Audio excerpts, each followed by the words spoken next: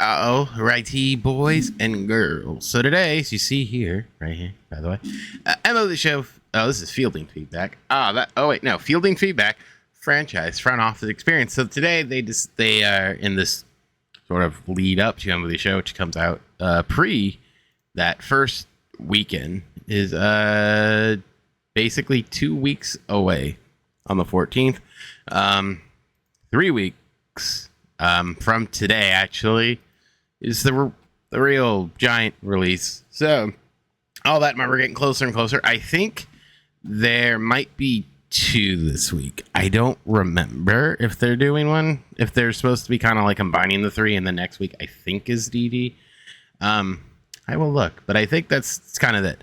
But nevertheless, this is for franchise. I've been playing franchise off stream and off video, mainly because I think it's a pain in the neck to edit and all that fun stuff.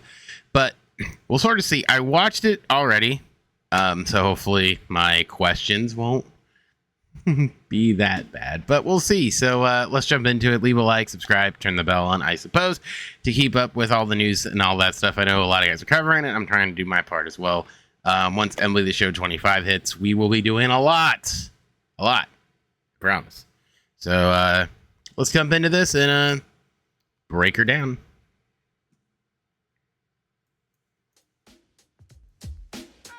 MLB The Show fans, we've heard your feedback, and we're providing a play-by-play. They have shown a lot of Roger Clemens. A lot of Roger Clemens and Manny Ramirez. There's your look at Tucker and Cubs gear. Franchise mode and March to October. Let's get started. New in MLB The Show 25 franchise. Guys in March to October. Step into the evolution of realism and fun. Willie Adames and his Giants uni. In the world of baseball, it's not just about what happens on the field. It's also about what happens in Verlander. the front offices and the endless. There's Soto. The new front office. I want to hold on. I want to go back. Can I go back real quick? Hold on. There you go. I love this look. It looks so much cleaner. It looks better than it did last year in 24. With this, I think this is pretty good. I think this is way better. And then plus you get to see like the 40-man roster breakdown, which is nice. So that's good. I don't know why they have no first baseman. Did you send Harper to the Shadow Realm? But this looks really, really nice. Carry on. Experience introduces a revital. This is cool. So this looks, additionally, potential team needs will populate the recommend list. This is cool. So if you're sort of thinking, you get 2 needs that in priority slots, that match will get boosted. So if you need a left-handed power hitter, right-handed hitter, on base machine contact, power, speed, left-handed pitcher, right-handed pitcher, defense, ground ball pitcher, power pitcher, finesse pitcher, you can kind of mix and match. And here too, you see up here, this is like the budget. I don't know why I'm saying assume. It literally says budget, big board, positional needs, and team needs. So this is interesting. It breaks everything down for you, which I think's pretty cool, especially for I'm playing as my Angels who hurt me in every way. This is something I kind of forget because I know they have the thing where it shows you the rankings. A lot of times I go off of that, but sometimes the ranking doesn't necessarily correlate. A lot of times I feel so having this and sort of instantly being oh, I want to get faster. That's my team's biggest need right now. We don't have a lot of power. We don't have a lot of speed. And we could use left-handed hitter. So for me, I'd probably say I would say speed left-handed hitter. And then if we got that, I would probably be power would be the next echelon down. But that's cool. So this is the big board. So there you go. So this is priority. So if you were we really want to target Dylan Cease. And this is cool. This is something I know Daddy Dominguez has talked about. Sort of talking to an agent and having an agent thing. And it talks about motivation boosted plus 7%. This is 4%. So clearly it looks like they're moving in a direction where it's going to ebb and flow a little bit better. We'll talk about more of this in a second. So we'll get there. Risk reward elements add strategy. There's a lot of stuff. We're pausing a lot of things here. Hold on, let me rewind. So this is interesting. Current motivation to sign. So I know before this isn't too different, I don't think, from 24, where it was like the little circle and you just want to get in the green. So this is interesting how you can kind of see like current motivation here, 68, 68, and then you go to 8 years at 31. He's likely to sign. That's 70%. That's going up. So that's interesting. And excitement to the pursuit of the top free agents each offseason. Choices matter, consequences are real, and time is precious. They say that, and then they're going to follow it up with something that's really piqued my interest here in a second. And I think it's right after this. Up next, free agency, a marketplace of ambition. With the updated logic, your negotiations aren't just based on stats anymore. I just want to point this out. I just saw this, and I'm gonna go on a limb here. If this is the demand for Vladimir Guerrero, so basically, let's just round up and say 30 million, right? What was it, times 7? $210 million. I think that seems a little bit low for me, but could be wrong if that's the demand. And they're talking about, oh, it's gonna be more realistic. I don't necessarily think this is realistic for Vlad. I might be wrong, but they were talking about like, oh, it's gonna be more realistic and stuff. I can't say until I play it, but when I see something like this, and you talk about, oh, it's more realistic. Is this realistic? Aren't just based on stats anymore. The motivations of your targets are now front and center. Top free agents set the offseason pace, and big markets lead the charge. That was another thing. So they talked about that. Big time free agents sort of control the market, and then big market. So I'm wondering, and this might be a fun little experiment, maybe for me to do or somebody, taking a small mid-market team and seeing if they can kind of sign some of these guys faster. That was interesting. I kind of want to see a compare and contrast here, and maybe they'll show it during the live stream this week. I don't know, but that caught my eye and my mind's eye in my third year, which was interesting. Yep. They have a domino effect on the rest of the market. Teams that try to pounce early. So they pounce. So 9 years, 36. This probably seems more accurate to me. But even here, this motivation to sign is 52%. But they can earn an advantage. Yeah. Motivation boost made a competitive offer to this top 25 free agent. Beware though.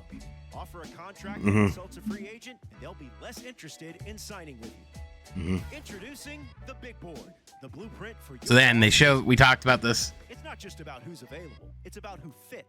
Now, this is something that I find interesting. I like this rumor talking to here, where you have a verifying, so you can kind of say like, oh, the Mets are involved, which reality would be the Mets.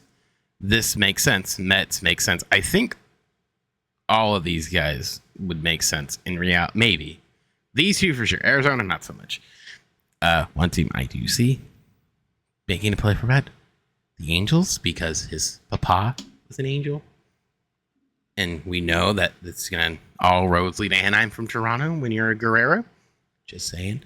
Then you got Bo Bichette here as well. Pirates. I kind of makes these two are interesting, but it makes sense. By the way, his potential is still an A, so keep that in mind. I'm not saying these are necessarily Diamond Dynasty overalls, but just putting that out there. And then Framir. So you kind of see like they're giving you a little bit more info instead of just like what we were getting, which is good. Which free agents to prioritize. Each week is an opportunity to increase their motivation to sign with your team. He's joining the Phillies. There you go. Too much time on a free agent, and you could miss other chances to fill a hole on your. Also, by the way, I like to say this looks ungodly clean.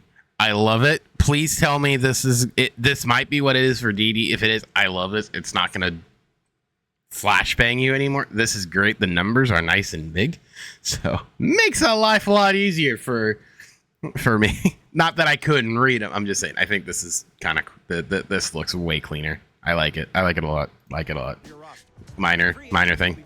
motivated by Minor thing. positional competition and their skills Minor thing. matching the team's needs. Valdez going to the Rangers. That's Locked in that's their position, they're less likely to be motivated to sign with you.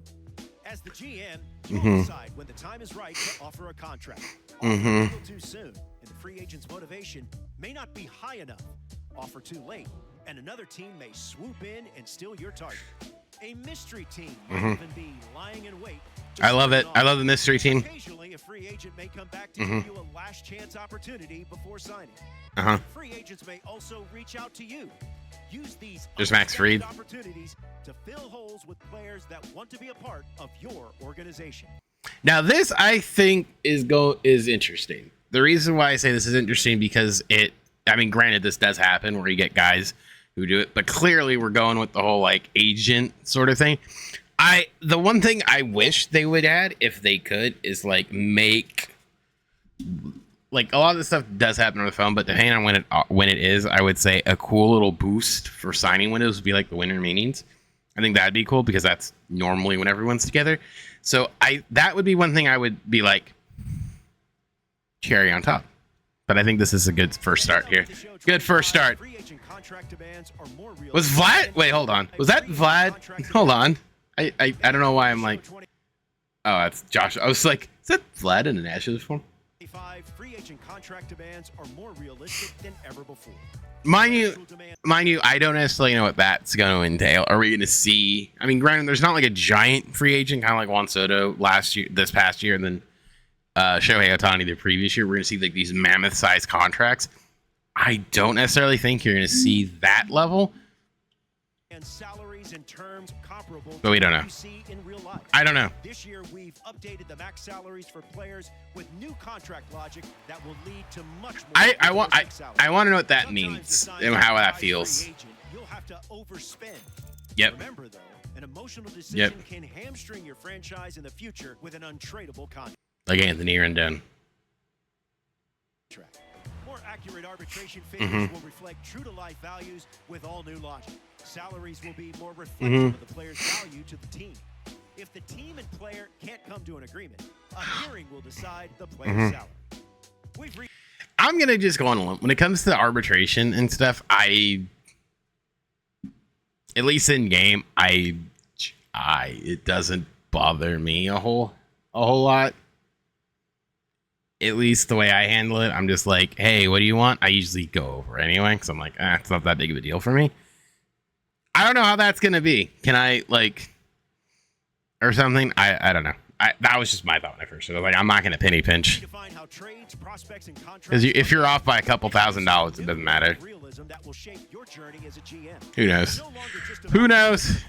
It's about what you can't afford to miss. It's always about what I can acquire. Trading experience with updated logic, smarter decisions, and more opportunities for your franchise to take that next step toward greatness. I mean, I'm curious to what that is, because the way they value prospects, it feels like it's by potential, and when it's by potential, you can kind of weirdly fix things oddly. Also, too, I kind of wish they would update the roster a little better, but like off season too. But that's neither here nor there. But again, we haven't touched it yet. They're sort of saying like, oh, it'll be better. It's all fun and games until I can get Shohei Ohtani for a bag of Doritos. Just saying. I'm just throwing that out there. Boog's back. Boog and Singleton are back. I think she's the Orioles PA. I don't know who she is. I know they talked about it. I don't remember, but I thought the first one was Orioles. And there's Manny again. They've gone ham with Manny and Roger Clemens, but we haven't seen anything else yet. But we'll see. Corbin Burns in the Diamondbacks jersey. Whoa, whoa, whoa. Whoa. Whoa. I don't know why I'm laughing. To be fair, that's kind of cool. have been added to the entry flow so that you That can keep up with that's kind of everything cool. that is happening in the season. That is a Also, we've added face. a wide variety of topics such as Rookie of the Year candidates. That's cool. big news, There you go. I like that. and much more that play throughout the in-game experience. Okay, that's all I got. Coach out. Stay tuned for the next episode of That's cool. Fielding Feedback, coming soon. All right, so that was the fielding feedback for franchise, the front office experience. They didn't talk a lot about March or October, but I think the two are kind of just one and the same at this point. I think one's just this one. I haven't played March or October. I think one's just the regular season. This one continues. Either way, I think they added some really nifty-ish stuff here. Let's do this. I'm actually going to see if I can pull up the schedule really quick for them before we sign off. And I think everything looks good. I think the majority of it looks and feels better. Again, the biggest thing is for me just getting a chance to play it and feel it. There's an is there. So here's this week. Really quick. Does it show up? Let's go back. So here's this week. So today was the deep dive franchise. Tomorrow.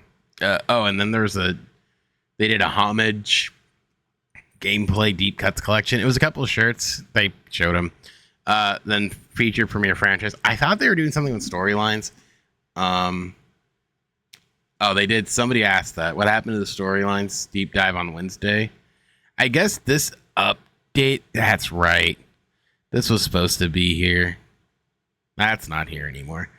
I guess we'll see, because I guess they flipped something around, because I do remember season 3. I don't know if they're just like, we'll do it another time. But something's different here.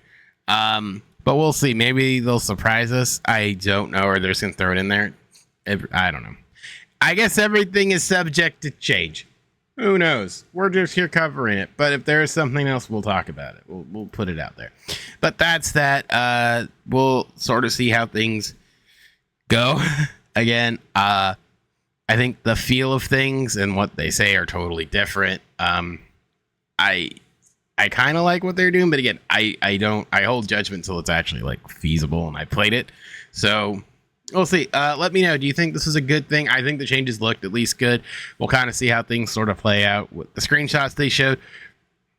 Leave a little bit to be desired, but we'll see. Let me know down below. You excited? We're getting all a little closer. We're 2 weeks away from early access and 3 weeks away from today, Tuesday, if you're watching this, from the actual launch. With all that being said, my name is Specs. I'll see you guys all in the next one.